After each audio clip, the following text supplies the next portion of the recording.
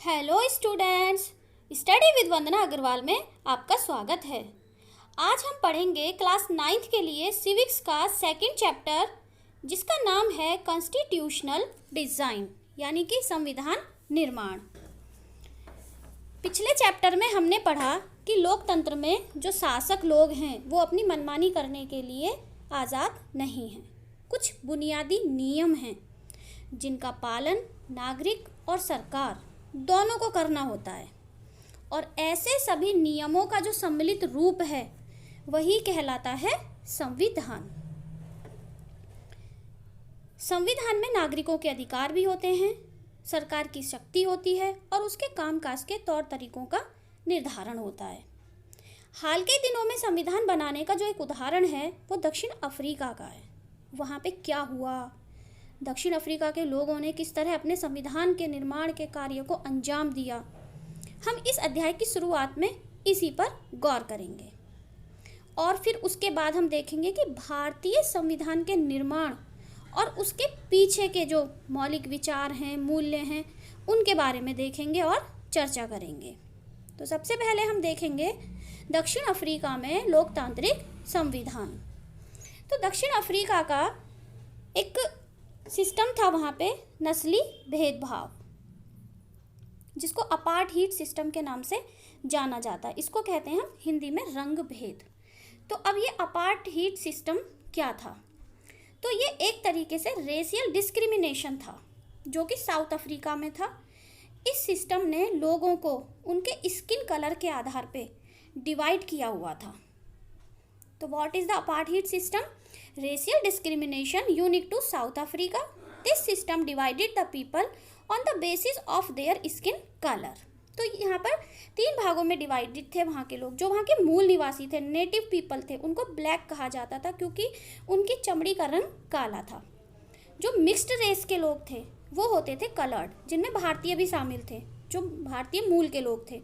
और तीसरे तो वाइट सेटलर्स थे, यानी कि जो वहाँ के शासक थे। 17वीं और 18वीं शताब्दी में जो यूरोपीय कंपनियां थीं वो वहाँ व्यापार करने आई थीं, और उन्होंने दक्षिण अफ्रीका को भी उसी तरह से गुलाम बना लिया जैसे भारत को।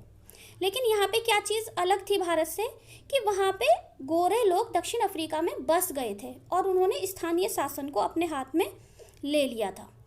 और रंग भेद की राजनीति ने लोगों को उनकी चमड़ी के रंग के आधार पर बांट दिया। मतलब वहाँ पे इतना ज़्यादा भेदभाव किया जाता था इस स्किन कलर के आधार पे कि आप यकीन नहीं कर सकते कि आधुनिक विश्व के किसी देश में इस तरीके का भेदभाव किया जाता था। तो ये जानने के लिए हम देखते हैं कि वहाँ पे कंडीशन ऑफ ब्लैक्स क्या थी, यानी ब्लैक लोगों की कंडीशन वहाँ पर कैसी थी।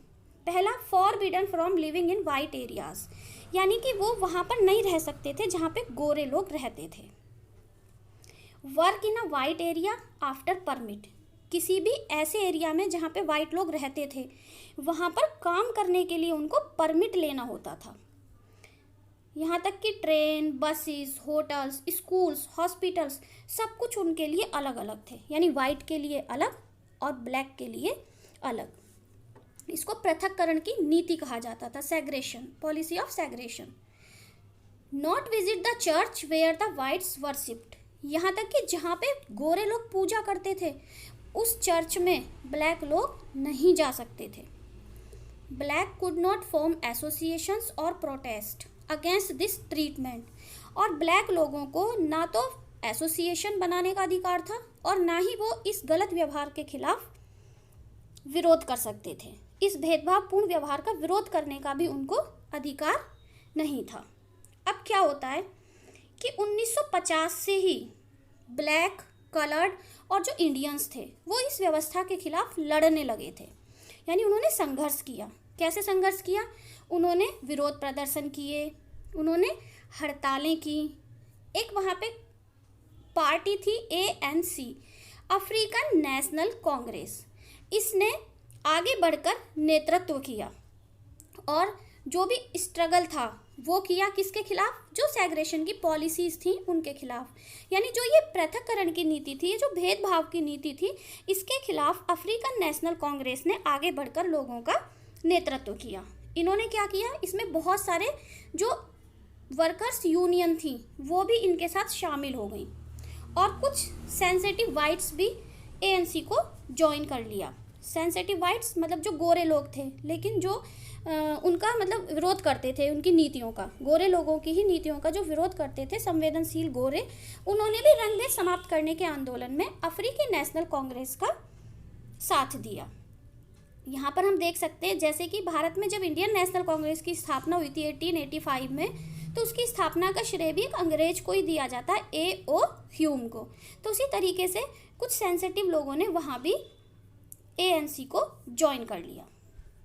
अब क्या होता है, जब ये रंग भेद के खिलाफ प्रोटेस्ट और स्ट्रगल बढ़ गया तो वाइट को अपनी जो पॉलिसीज़ थी वो चेंज करनी पड़ गई। यानी कि अब उनको लगा कि हम ज़्यादा दिन तक इनको बंधक बना के नहीं रख सकते हैं, इनको गुलाम बनाकर नहीं रख सकते हैं। तो उन्होंने अपनी जो नीति थी उसमें बदलाव किया। कैसे बदलाव किया कि उन्होंने जो भेदभाव वाले कानून थे उनको वापस ले लिया, जो राजनीतिक दलों पर प्रतिबंध था और जो मीडिया पर पाबंदी लगाई हुई थी वो उठा ली गई, और लगभग 28 ईयर्स की जेल के बाद जो वहाँ के नेशनल लीडर थे नेल्सन मंडेला, उनको जेल से बाहर कर दिया गया, यानी उनको आज़ादी दे दी गई। और इस तरह 26 अप्रैल 1994 को अफ्रीका एक गणराज्य के रूप में उभरा और उसका जो नया नेशनल फ्लैग था वो लहराने लगा। यानी दक्षिण अफ्रीका को आज़ादी कब मिली? 26 अप्रैल 1994 को। अब क्या था, जो अपार्टहीड गवर्नमेंट थी उसका अंत हो गया। यहाँ पे आके रंग भेद की या भेदभावपूर्ण जो नीति थी वो करने वाली जो सरकार थी उसका अंत हो गया। अब क्या होता है, ये सब खत्म हो गई यहाँ पे, मतलब कि भेदभाव की नीति वहाँ खत्म हो गई, दक्षिण अफ्रीका को आज़ादी मिल गई। अब उन्होंने एक नए संविधान की ओर अपने कदम बढ़ाए। अब भाई ये कैसे होगा, बहुत सारी ऐसी चीज़ें थी जो उनको करनी थी, और ये कैसे करनी थी उनको? सबसे पहले तो एक लोकतांत्रिक दक्षिण अफ्रीका का उदय हुआ। तो जो अश्वेत नेता थे उन्होंने अश्वेत समाज से आग्रह किया कि सत्ता में रहते हुए जो गोरे लोगों ने उन पर जुल्म किए हैं उन्हें वो भूल जाएं और गोरों को माफ़ कर दें। उन्होंने कहा कि सभी नस्ल और स्त्री पुरुष की समानता, लोकतांत्रिक मूल्यों, सामाजिक न्याय और मानव अधिकारों पर आधारित एक नए दक्षिण अफ्रीका का हमें निर्माण करना है। अब यहाँ पे क्या होता है कि दोनों ही तरह के लोग, अश्वेत भी और श्वेत भी, कहाँ पर बैठे? चर्चा करने के लिए बैठे। After 2 years of discussion and debate, they come out with one of the finest constitution of the world. 2 वर्ष की चर्चा और बहस के बाद जो संविधान बनाया गया वह दुनिया का सबसे अच्छा संविधान था। This constitution gave to its citizen the most extensive rights. और इस संविधान ने अपने नागरिकों को जितने अधिकार दिए उतने दुनिया के किसी संविधान ने भी नहीं दिए थे। यानी कि हम कह सकते हैं कि जिस दक्षिण अफ्रीका की दुनिया भर के लोकतांत्रिक देश अलोकतांत्रिक कह के आलोचना करते थे, निंदा करते थे, अब वह लोकतंत्र के मॉडल के रूप में देखा जाने लगा। तो ये सब कैसे ये संभव हुआ? ये संभव हुआ एक संविधान के निर्माण की वजह से। ये भी इतना आसान नहीं था, क्योंकि गोरे लोग चाहते थे कि उनकी संपत्ति को ये लोग ले लेंगे क्योंकि वो संख्या में कम थे, और जो काले लोग थे वो चाहते थे कि हमारा मेजॉरिटी का शासन है तो अब हम इनसे अपना बदला लेंगे। लेकिन ऐसा कुछ नहीं हुआ, और दोनों ही दलों ने बैठकर शांतिपूर्ण तरीके से अपने संविधान का निर्माण किया। तो अब ये क्वेश्चन उठता है कि आखिर ये कॉन्स्टिट्यूशन है क्या? अब हमने देख लिया ना कि किस तरह दक्षिण अफ्रीका ने एक लोकतांत्रिक देश का निर्माण किया और अपने संविधान को बनाया। तो आखिर हमें संविधान की ज़रूरत क्यों पड़ती है? तो सबसे पहले तो हम यही देखेंगे कि व्हाट इज़ अ कॉन्स्टिट्यूशन। आखिर कॉन्स्टिट्यूशन क्या है? The constitution is a set of written rules that are accepted by all people living together in a country. यानी कि संविधान लिखित नियमों की एक ऐसी किताब है जिसे किसी एक देश में रहने वाले लोग सामूहिक रूप से मानते हैं। या फिर हम ये भी कह सकते हैं कि constitution is the supreme law that determines the relationship among people living in a territory and also the relationship between the people and the government. यानी कि कॉन्स्टिट्यूशन या संविधान एक सर्वोच्च कानून है जो किसी क्षेत्र में रहने वाले लोगों के बीच के आपसी संबंध तय करता है, और वो ये भी तय करता है relationship between the people and the government, यानी कि गवर्नमेंट और जो पीपल हैं या सिटीजन हैं उनके बीच संबंध कैसे होंगे। तो संविधान क्या है? संविधान लिखित नियमों की ऐसी किताब है जिसमें वो सारे नियम लिखे होते हैं जिनके अनुसार किसी सरकार को कार्य करना है, और वो सारे नियम लिखे होते हैं जिनका किसी देश में रहने वाले लोगों को सामूहिक रूप से पालन करना होता है। तो ये था कॉन्स्टिट्यूशन की डेफिनेशन। अब एक और क्वेश्चन है, why do we need a constitution? भाई हमें संविधान की आवश्यकता क्यों है? अगर हम ऐसे ही कुछ नियम कानून अपने बना लें तो हमारा काम चल जाए, लेकिन फिर हमें उन्हें संविधान के रूप में इकट्ठा रखने की ज़रूरत क्यों है? आखिर क्यों एक लोकतांत्रिक देश संविधान के अनुसार ही अपना सारा कार्य करता है? तो इसके कुछ रीज़न हैं और ये बहुत इंपॉर्टेंट क्वेश्चन है। 5 मार्क्स का क्वेश्चन आता है, what is a constitution and why do we need a constitution. तो इसको बहुत अच्छे से याद कर लीजिए, उसकी डेफिनेशन और इसके 4 रीज़न हैं कि हमें कॉन्स्टिट्यूशन की आवश्यकता क्यों है। The first is it generates a degree of trust and coordination that is necessary for different kind of people to live together। यानी कि ये साथ रह रहे विभिन्न तरह के लोगों के बीच भरोसा और सहयोग विकसित कर रहा है। जैसे कि आप जानते हो किसी देश में एक ही तरह के लोग तो नहीं रहते, जैसे दक्षिण अफ्रीका में वाइट भी थे, ब्लैक्स भी थे और कलर्ड भी थे। वैसे ही अगर हम भारत में देखें तो यहाँ भी हिंदू, मुसलमान, सिख, ईसाई, अलग अलग भाषा बोलने वाले, अलग अलग धर्म मानने वाले और अलग अलग क्षेत्र में रहने वाले लोग रहते हैं। तो इन सब लोगों के साथ जरूरी भरोसा और सहयोग विकसित करने का काम कौन करता है? कॉन्स्टिट्यूशन।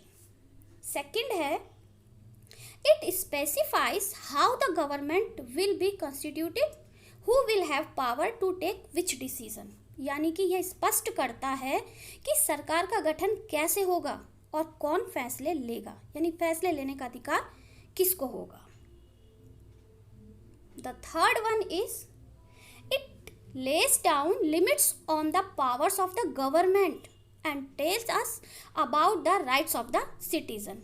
ये जो सरकार है उसका गठन कैसे होगा, उसकी पावर को लिमिट करने का काम करता है और नागरिकों को उनके अधिकारों के बारे में बताता है। हमें हमारे अधिकार कौन बताता है? भाई संविधान ने ही तो हमें हमारे मौलिक अधिकार दिए हैं। अगर संविधान में उन मौलिक अधिकारों का वर्णन नहीं होगा तो क्या हमारी सरकार हमें वो मौलिक अधिकार देगी? नहीं देगी।